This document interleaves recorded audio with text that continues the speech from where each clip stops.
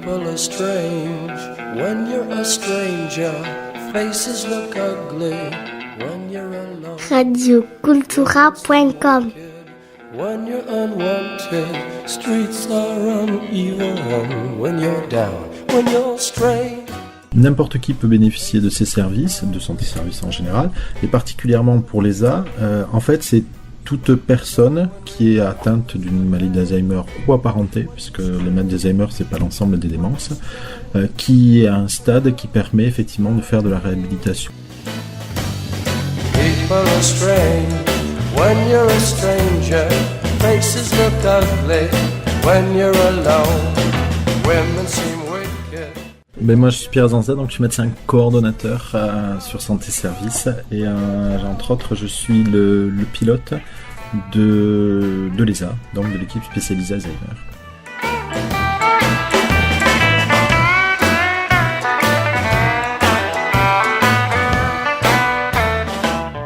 C'est un projet qui date d'il y a maintenant plus de 5 ans.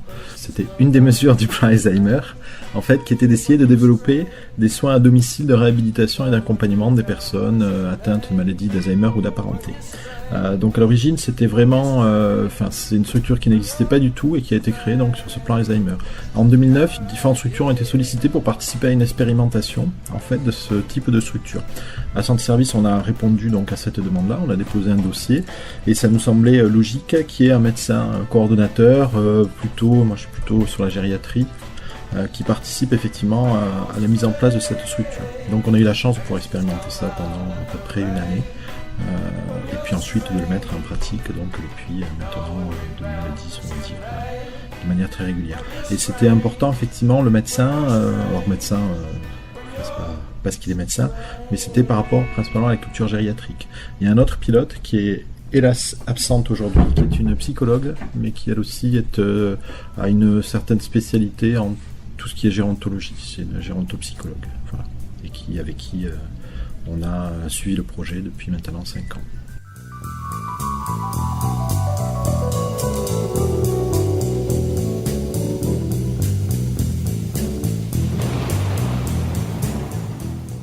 Alors Santé Service, c'est une association sans but lucratif, la 1901, qui existe depuis maintenant 45 ans, je crois, et qui, d'entrée de jeu, en fait, a eu pour vocation de travailler sur le maintien à domicile et les soins à domicile, à l'origine plutôt des personnes qui étaient atteintes de cancer.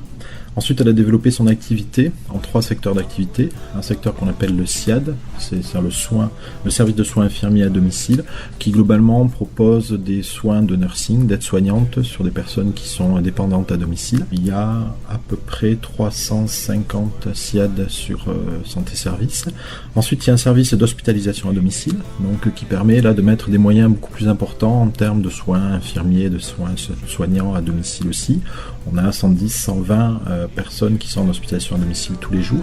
Et le dernier service, donc, c'est l'ESA qui a été créé beaucoup plus récemment, donc qui n'est pas un service de soins à proprement parler, parce qu'on fait vraiment de l'accompagnement, de la réhabilitation, donc on essaiera peut-être de développer un petit peu tout à l'heure ce que ça veut dire, mais qui n'est pas un service de soins pur et dur. Voilà. Et sur ce service-là, on a 2 ESA, c'est-à-dire l'équivalent, on peut prendre en charge au maximum une 60aine de personnes.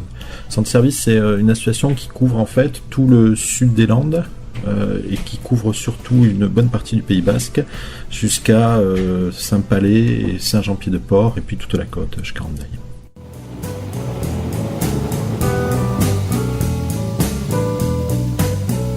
Girl, you gotta love your man. N'importe qui peut bénéficier de ces services, de santé services en général, et particulièrement pour l'ESA, en fait c'est toute personne qui est atteinte d'une maladie d'Alzheimer ou apparentée, puisque les maladies d'Alzheimer c'est pas l'ensemble des démences, qui est à un stade qui permet effectivement de faire de la réhabilitation. C'est-à-dire c'est pas forcément un stade précoce ou très avancé, mais il faut qu'il y ait la possibilité quand même de faire cette réhabilitation-là. Ce sont des soins qui sont pris en charge par la sécurité sociale, c'est important, c'est-à-dire ces prises en charge qui sont gratuites pour la personne qui en bénéficie, pas forcément pour nos impôts, mais voilà, qui sont pris en charge à 100% par la sécurité sociale, c'est vraiment important. Ça se fait à domicile, c'est-à-dire qu'il n'y a pas de déplacement, c'est vraiment les soignants qui vont se déplacer sur le domicile.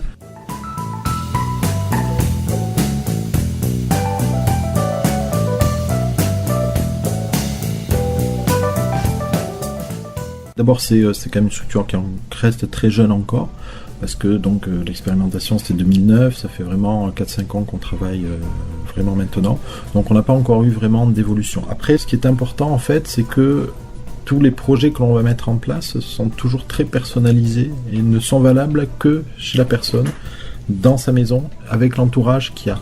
Un entourage soit familial, soit professionnel. Et il n'y a pas un projet qui ressemble à un autre, parce qu'il n'y a pas un malade qui ressemble à un autre, parce qu'il n'y a pas une maison qui ressemble à une autre, et parce qu'on n'a pas un entourage qui ressemble à un autre entourage.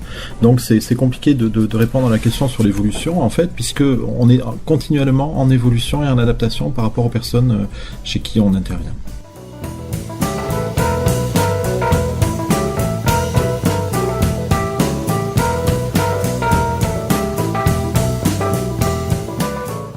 Ce qui est important de savoir quand même, c'est que ce sont des soins qui sont médicaux, ou paramédicaux plus exactement, et ce sont des soins qui sont prescrits par le médecin traitant. Donc nous, on n'a pas trop de difficultés dans nos interventions, au point de vue administratif, etc. Par contre, on pense que vraisemblablement plus de personnes pourraient bénéficier de ce service-là. Et en fait, la principale difficulté qu'on a, mais qui vient aussi de notre jeune âge, c'est que ce sont des structures qui sont relativement peu connues, en fait. Et du coup, les gens n'ont pas forcément spontanément l'habitude de faire appel à nous. En tout cas, pas les professionnels. Aussi bien les médecins que les infirmières libérales qui peuvent intervenir chez ces personnes-là, que les orthophonistes, que les kinés, etc. Comme ils ne nous connaissent pas trop et qu'ils ne savent pas trop ce que l'on peut faire, ils n'ont pas l'habitude de faire appel à nous. Par contre, on a beaucoup de demandes des familles qui, en général, se renseignent beaucoup sur Internet, notamment, et puis sur le bouche à oreille aussi, puisqu'on a une structure qui commence à être un petit peu connue. Et du coup, on a nos difficultés, ça serait plutôt sur ça, d'être peut-être plus connu, finalement, au niveau principalement des, on va dire, des professionnels de la santé.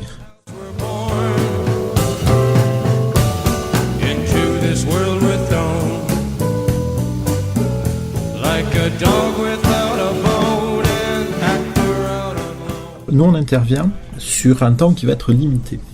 Alors, en gros, je vais vous expliquer un peu comment ça se passe. On va avoir une demande, on va dire d'une famille, par exemple, puisque la plupart du temps, c'est des demandes des familles que l'on va voir.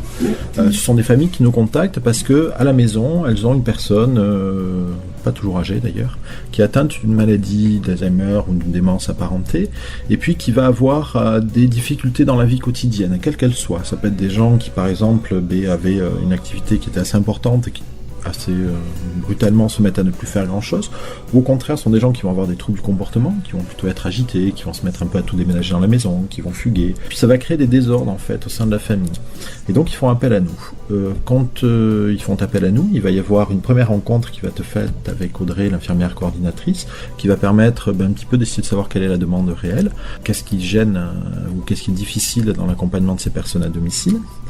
Ensuite, il va y avoir un bilan psychomoteur qui va être fait par Danila, qui est notre psychomotricienne, et qui va en fait permettre de savoir un petit peu quelles sont les capacités des gens, qu'est-ce qu'ils peuvent faire, qu'est-ce qu'ils peuvent pas faire, où est-ce que sont leurs difficultés au point de vue de ce qu'on appelle cognitif, c'est-à-dire c'est tout ce qui est la mémoire, tout ce qui est la gestuelle, tout ce qui est la reconnaissance, etc.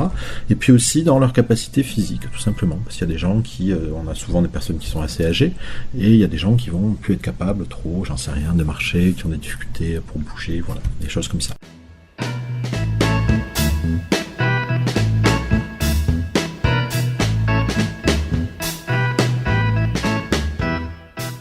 Une fois qu'on a fait ce bilan-là et qu'on a donc le premier entretien, on va en fait, lors d'une réunion, faire un projet pour cette personne-là. C'est-à-dire qu'on va dire, pour telle personne, par rapport à la demande de la famille, ça va être intéressant, par exemple, de travailler sur la motivation de cette personne-là, pour essayer qu'il refasse des choses qu'il faisait éventuellement avant et qu'il ne fait plus maintenant. Ensuite, quand on a ce projet-là, il va être réalisé à domicile, par des professionnels qu'on appelle les assistantes de soins en gérontologie. Ce sont des aides-soignantes qui ont une formation un petit peu particulière par rapport à la maladie d'Alzheimer et aux démences. Et puis elles vont mettre en place ce projet lors de séances à domicile qui durent à peu près 1 heure. Alors en fonction des projets, ça peut être 1 fois par semaine, ça peut être 2 fois, 3 fois, 4 fois, 5 fois par semaine. Ça nous est arrivé exceptionnellement, mais ça nous est arrivé. Mais par contre, on sait qu'on aura au maximum 12 séances. Donc si on fait 1 fois par semaine, on tient 12 semaines, c'est-à-dire pas loin de 3 mois. C'est sûr que si on en fait 5 fois par semaine, on va durer 15 jours. Ensuite, une fois qu'on a mis en place ce projet, et puis qu'on a fait nos séances, Le but, c'est que tout s'arrête pas quand on s'en va, parce que sinon, c'est pas que ça n'a pas d'intérêt, mais c'est un intérêt qui reste en tout cas très limité. Donc on va essayer de mettre en place des relais. Et ces relais, ça peut être soit éventuellement les personnes du domicile, on peut travailler éventuellement avec les conjoints, avec les enfants, pour essayer d'autres approches pour essayer de, par exemple, de motiver leurs parents. On peut travailler aussi avec des professionnels qui sont ce qu'on appelle les auxiliaires de vie, qui viennent à domicile pour aider. On peut travailler aussi avec éventuellement des orthophonistes qui peuvent travailler par exemple sur tout ce qu'on appelle les phasis, c'est-à-dire toute la communication. On peut éventuellement avoir des recours à d'autres systèmes aussi qui existent dans les maisons de retraite, ce qu'on appelle les accueils de jour, qui font aussi de la stimulation sur une journée. Et donc on va essayer de mettre en place ces relais-là. Après, la famille prend ces relais, peut les mettre en place, peut pas, veut pas, et c'est peut-être les limites de nos interventions, en fait. C'est qu'après, nous on propose un relais, alors on essaie d'accompagner ce relais aussi d'une information, en tout cas sur toutes les aides qu'il peut y avoir, parce que tous ces relais ne sont pas gratuits, et peuvent être payants, donc essayer éventuellement d'avoir des aides comme l'APA, entre autres. Et les difficultés que l'on peut avoir, voilà, c'est plutôt dans la mise en place des relais et que ces relais soient effectifs à domicile. Mais cela dit, dans la majorité des cas, on arrive à les mettre en place. On sait qu'on n'intervient que 12 séances, effectivement, mais ces séances-là peuvent être renouvelées au bout d'1 an. Et donc ça nous a permis, puisque comme maintenant ça fait je vous dis 4 ans, 5 ans qu'on est en place, il y a des personnes que l'on prend en charge pour la 3e fois maintenant, et donc on a pu voir aussi que les relais qu'on avait pu proposer sont souvent encore en place et sont souvent assez effectifs et efficaces, mais la maladie évolue et il faut peut-être revoir le projet, le réadapter aux possibilités des gens qui ont diminué, et à ce moment-là on peut réintervenir à nouveau, et à nouveau on refait notre relais avec les aides qui sont déjà en place.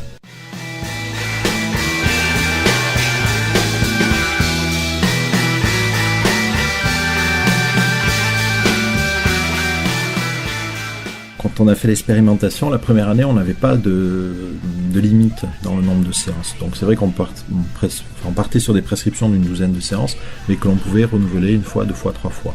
Et ce qui était d'un confort particulièrement intéressant, enfin pour le patient et puis pour nous, parce que ça nous permettait de mettre en place des projets qui étaient assez chiadés, enfin, d'essayer d'aller assez loin en fait dans les projets. Au début, quand il y avait des équipes qui étaient en expérimentation, il y avait 40 équipes au niveau de la France. Le but, c'est qu'à terme, il y a à peu près 500 équipes, donc c'est pas du tout le même coût. Et ça a été un choix du gouvernement, finalement, de limiter le nombre de séances, mais peut-être aussi de diffuser les équipes sur le plus de territoire possible. Voilà. Mais effectivement, ça pouvait durer un peu plus, ça serait pas plus mal. radiocultura.com